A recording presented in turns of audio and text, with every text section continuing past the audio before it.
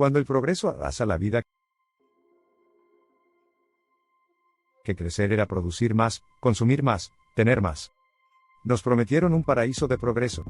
Y sin darnos cuenta, nos convertimos en devoradores inconscientes de mundos.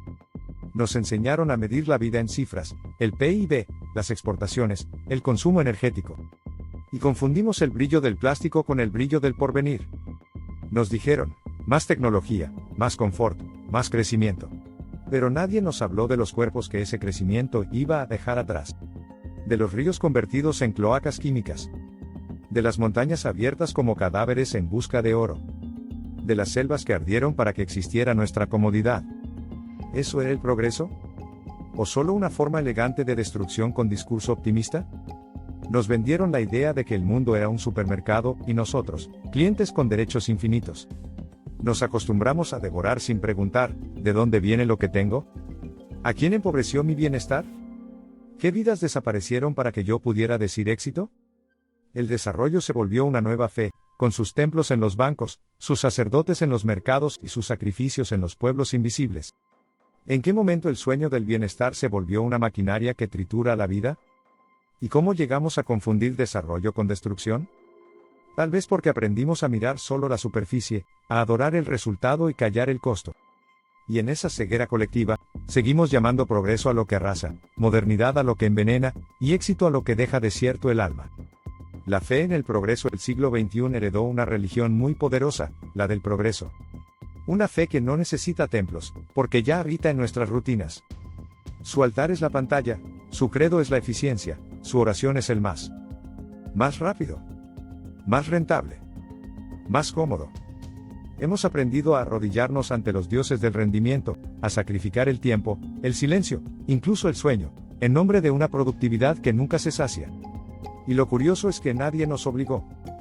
Nosotros mismos aceptamos el dogma: si no produces, no vales. Si no consumes, no existes. Si no compites, sobras. Pero detrás de cada producto brillante, hay territorios heridos. La belleza de lo nuevo se sostiene sobre la ruina de lo antiguo.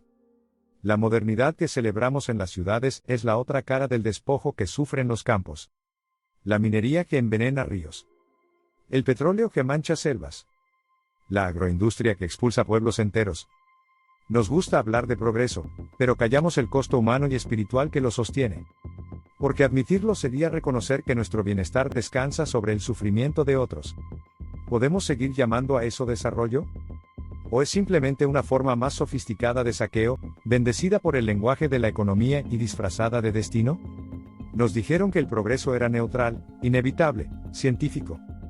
Pero, ¿qué ciencia justifica el dolor? ¿Qué modernidad puede considerarse avance si convierte la Tierra en un vertedero y al hombre un engranaje? Quizás el progreso, tal como lo entendemos, no sea una religión del futuro, sino el último mito de una civilización que se niega a mirar su culpa. En América Latina se habla de zonas de sacrificio. Suena a término técnico, pero es una palabra que sangra. Porque detrás de ella hay rostros, nombres, historias. Son los lugares donde el dolor de algunos sostiene el confort de muchos. Lugares donde la tierra se vuelve campo de batalla, y el aire, una mezcla de polvo y silencio. Donde los niños aprenden a reconocer los camiones mineros antes que el canto de los pájaros. En la Amazonía, comunidades enteras resisten al petróleo. Luchan no solo por los árboles, sino por la memoria de sus ancestros, por los ríos que todavía guardan el eco de sus cantos. Mientras las empresas hablan de desarrollo sostenible, ellos entierran a sus muertos en suelos contaminados por crudo. En el altiplano, el litio promete una transición verde, la gran revolución energética del siglo XXI. Nos dicen que así salvaremos al planeta. Pero, ¿qué clase de salvación se construye sobre pueblos sedientos? Los ojos que miran el horizonte blanco del salar ya no ven reflejos de esperanza, sino espejismos de progreso ajeno. En Vaca Muerta, Argentina, la fractura no solo es del suelo, es también del tejido humano. Familias desplazadas, comunidades fracturadas, promesas de empleo que se evaporan como el gas que respiran. Se perfora la tierra y con ella, la dignidad. Y no son casos aislados. Desde el cobre de Chile hasta el oro del Perú, desde la caña del Brasil hasta el petróleo del Orinoco, nuestro continente entero ha sido presentado como un almacén de recursos, un cuerpo del que se extrae sin pedir permiso. El progreso que nos vendieron tiene acento extranjero y olor a combustible. Habla de inversión, de competitividad, de futuro. Pero detrás de cada contrato, hay una comunidad que calla o que resiste. ¿Quién se beneficia realmente del progreso? ¿Los pueblos? ¿O las corporaciones que controlan los recursos? ¿El Estado? ¿O los accionistas que nunca pisaron el territorio que explotan? Tal vez América Latina no sea pobre, sino empobrecida, por un modelo que convierte la abundancia natural en escasez humana. Y así seguimos, mientras algunos levantan sus copas brindando por el crecimiento, otros beben agua con arsénico y rezan para que mañana la lluvia no traiga más veneno que esperanza. En Laudato Si, el Papa Francisco nos recuerda una verdad que parece olvidada: el medio ambiente es un bien colectivo, patrimonio de toda la humanidad. Sección 95 y denuncia sin rodeos que el modelo tecnocrático actual ha generado una lógica donde todo se convierte en objeto de dominio y consumo. Sección 106 todo. Desde los ríos hasta las relaciones. Desde los bosques hasta los cuerpos. Vivimos inmersos en un sistema que ya no sabe contemplar, solo extraer, usar, desechar. Una maquinaria que mide el valor de las cosas por su utilidad inmediata, y el valor de las personas por su capacidad de producir o comprar. Ese es el verdadero corazón del problema, no solo el extractivismo del suelo, sino el extractivismo del alma. Nos hemos acostumbrado a vaciarlo todo, la tierra, el tiempo, los vínculos, para llenarnos de cosas que no necesitamos. Queremos más, pero sentimos menos. Tenemos de todo, pero nos falta sentido. La misma lógica que arrasa montañas es la que nos hace incapaces de detenernos a mirar el cielo. La misma indiferencia que permite destruir la selva es la que nos hace pasar frente al dolor humano sin inmutarnos. Francisco lo llama la raíz antropológica de la crisis ecológica, una forma de mirar el mundo donde el yo se pone en el centro y todo lo demás, la tierra, el otro, incluso Dios, queda reducido a instrumento. Hemos convertido la creación en inventario, la vida en recurso y el misterio en mercancía. Y así, sin darnos cuenta, el espíritu también se vuelve terreno de extracción. Explotamos la mente hasta el cansancio, las emociones hasta el vacío, y la fe hasta volverla un producto más en el mercado espiritual. Nos alejamos del silencio, porque el silencio nos confronta. Nos alejamos de la naturaleza, porque en ella aún se escucha la voz que nos recuerda quiénes somos. ¿No será hora de detener esta excavación interior? De dejar de extraer y empezar a habitar. De recuperar una mirada contemplativa, capaz de ver la tierra no como recurso, sino como revelación. Porque si seguimos vaciando el mundo y el alma al mismo ritmo, no habrá ni planeta ni persona que resista. Nos creemos individuos libres, pero en realidad somos piezas de una maquinaria que devora sin pensar. Una máquina tan bien diseñada que ya no necesita cadenas, funciona con deseo, con prisa y con miedo. Cada clic, cada compra, cada desplazamiento deja una huella invisible, una cicatriz digital y ecológica. El celular que sostenemos en la mano lleva dentro litio del altiplano, coltán del Congo y trabajo infantil. Cada prenda low cost que estrenamos oculta el sudor de obreras mal pagadas en Bangladesh o Perú. Y cada viaje en avión que presumimos inyecta toneladas de CO2 al cielo que decimos amar. Nos devoramos los recursos, las relaciones, incluso los días. Consumimos sin hambre real, trabajamos sin sentido y contimos como si la vida fuera una carrera hacia ninguna parte. Según el Global Footprint Network, la humanidad ya consume cada año los recursos equivalentes a 1.7 planetas Tierra. Si todos viviéramos como el promedio de América del Norte, necesitaríamos más de 5 planetas para sostener ese estilo de vida. Pero solo tenemos uno. Y lo tratamos como si fuera desechable. El resultado es claro: deforestación masiva, océanos saturados de plástico, animales que desaparecen al ritmo de 1 millón de especies amenazadas. Y mientras tanto, también nosotros nos extinguimos un poco cada día, asfixiados por la velocidad, por el ruido, por la exigencia de rendir siempre más. Todo debe ser útil, rápido, rentable. Incluso el descanso ha sido colonizado por la productividad. Dormimos con pantallas, amamos con algoritmos, rezamos con distracciones. Hemos olvidado que la vida también necesita pausa, cuidado y límite. ¿Y si el verdadero progreso no está en dominar la tierra, sino en reconciliarnos con ella? ¿Y si la libertad no consistiera en consumir sin culpa, sino en elegir con conciencia? Tal vez el futuro no dependa de nuevas tecnologías, sino de una sabiduría antigua, la de quienes saben escuchar el ritmo del agua, el silencio del bosque, la fragilidad de una semilla. Porque mientras sigamos creyendo que somos los dueños del mundo, seguiremos actuando como si el mundo nos debiera sobrevivir. Nos creemos individuos libres, pero en realidad somos piezas de una maquinaria que devora sin pensar. Una máquina tan bien diseñada que ya no necesita cadenas, funciona con deseo, con prisa y con miedo. Cada clic, cada compra, cada desplazamiento deja una huella invisible, una cicatriz digital y ecológica. El celular que sostenemos en la mano lleva dentro litio del altiplano, coltán del Congo y trabajo infantil. Cada prenda low cost que estrenamos oculta el sudor de obreras mal pagadas en Bangladesh o Perú. Y cada viaje en avión que presumimos inyecta toneladas de CO2 al cielo que decimos amar. Nos devoramos los recursos, las relaciones, incluso los días. Consumimos sin hambre real, trabajamos sin sentido y contimos como si la vida fuera una carrera hacia ninguna parte. Según el Global Footprint Network, la humanidad ya consume cada año los recursos equivalentes a 1.7 planetas Tierra. Si todos viviéramos como el promedio de América del Norte, necesitaríamos más de 5 planetas para sostener ese estilo de vida. Pero solo tenemos uno. Y lo tratamos como si fuera desechable. El resultado está frente a nosotros: deforestación masiva, océanos saturados de plástico, animales que desaparecen al ritmo de 1 millón de especies amenazadas. Y mientras tanto, también nosotros nos extinguimos un poco cada día, asfixiados por la velocidad, el ruido, la exigencia de rendir siempre más. Todo debe ser útil, rápido, rentable.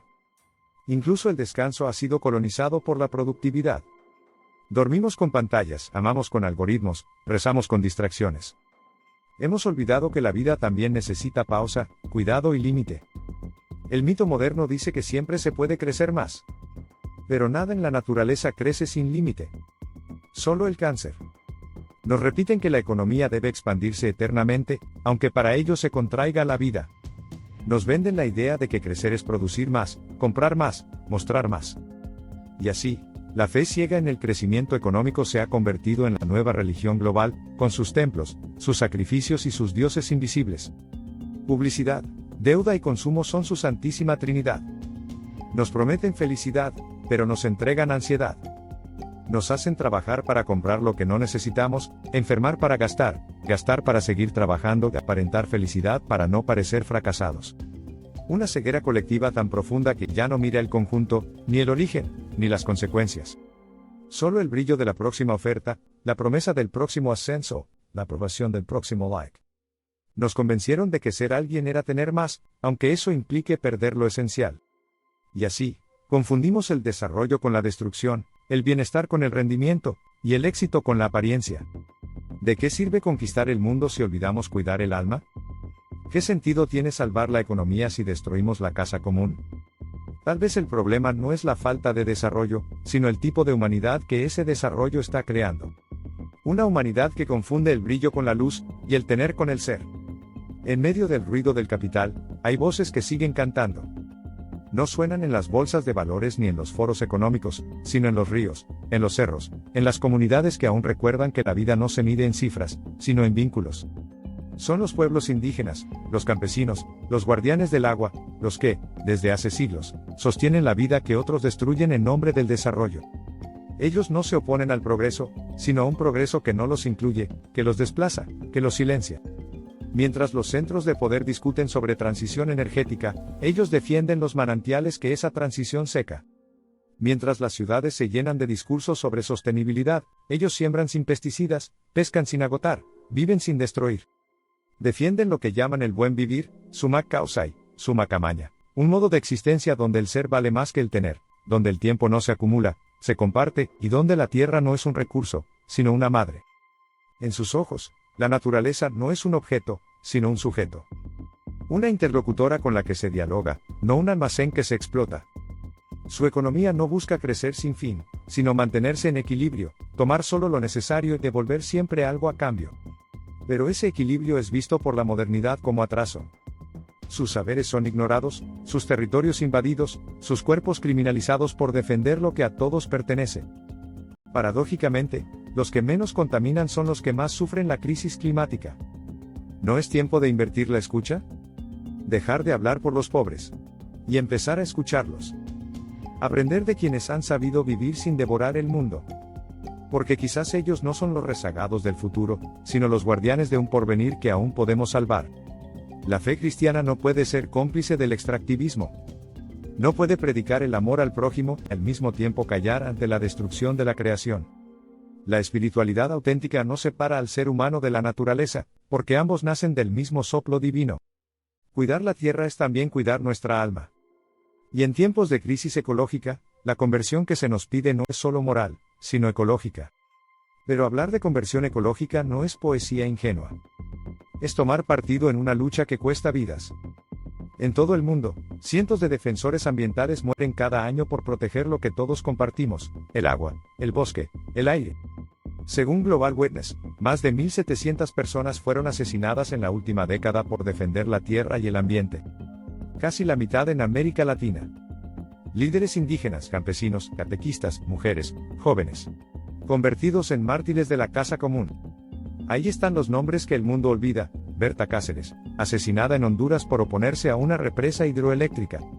Don Phillips y Bruno Pereira, desaparecidos en el Amazonas mientras denunciaban la minería ilegal y la deforestación. Paulo Paulino Guajajara, guardián del bosque, abatido por defender su territorio.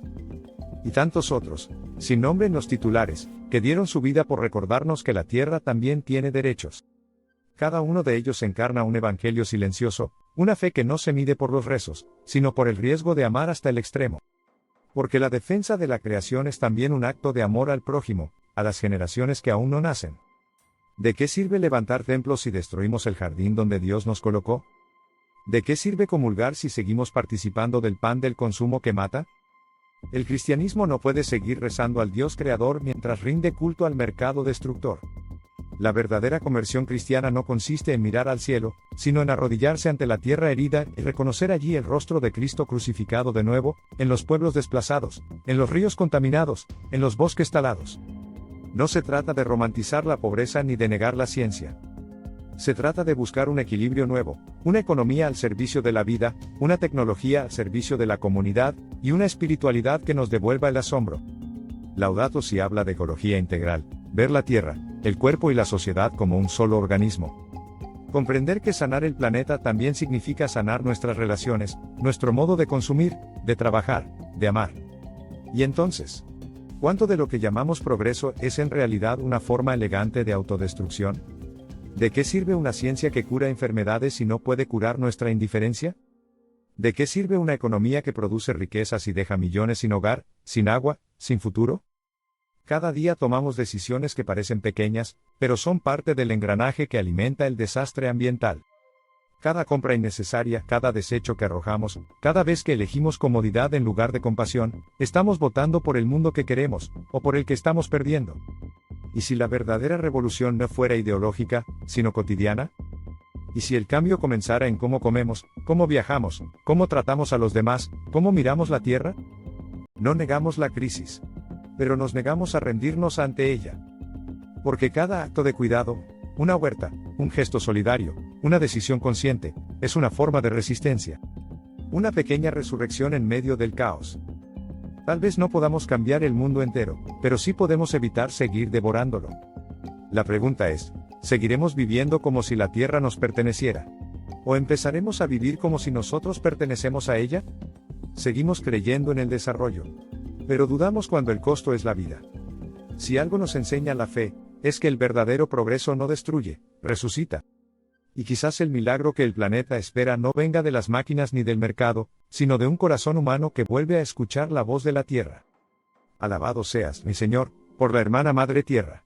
San Francisco de Asís, suscríbete para seguir dudando, creyendo y buscando sentido.